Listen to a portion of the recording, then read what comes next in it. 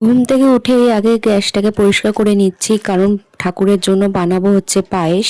তো দিনটা ছিল হচ্ছে মাঘী পূর্ণিমার দিন, রবিবার, আর ওই দিনেই পড়েছিল আমার ছেলের জন্মদিন। একই দিনেই মানে দুটো ভালোর দিন আমার কাছে খুবই স্পেশাল।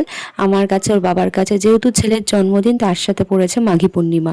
তার জন্যই আগে সকালে বাসি গ্যাসটাকে মুছে স্নান করে চলে এসেছি ঠাকুর পুজো দেওয়ার জন্য। আর এইদিকেও বর চলে গেছিলো বাজারে সকাল সকাল, যার জন্য ফুল এনে দিল আমাকে, আমি পুজো দেবো তার জন্য। এখানে সব মালা ফুল এগুলো রয়েছে, আর পায়েস হবে তার জন্য দুধ রয়েছে। আর এই ফুলের সাজিটা যেটা নিয়ে এসেছিল দীঘা থেকে, সেটার মধ্যে ফুল রাখাতে এত সুন্দর লাগছে যে মানে চোখ সরানো যাচ্ছিল না।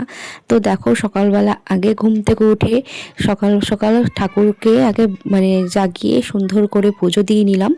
তো সব ঠাকুরের জন্য মালা এনেছে, যেহেতু ছেলের জন্মদিন সেই উপলক্ষে। তার মধ্যে এত সুন্দর দিন ছিল, মানে দিনটা হচ্ছে মাঘী পূর্ণিমা।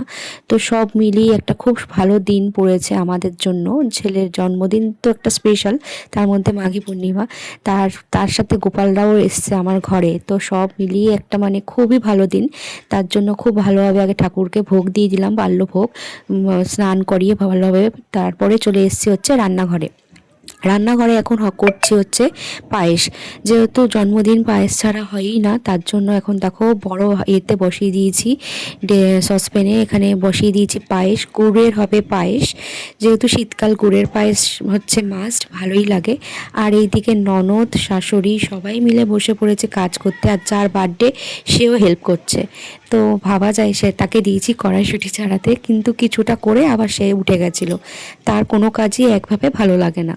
তো যাই হোক, এখানে অনেক মানে সামান্য কিছু আয়োজন আর কি, তো তাই মানে সব বাছাবুছি করছে। আর দেখো, আমার কিন্তু পায়েস রেডি, ভগবানকে আমি সেবাও দিয়ে দিলাম।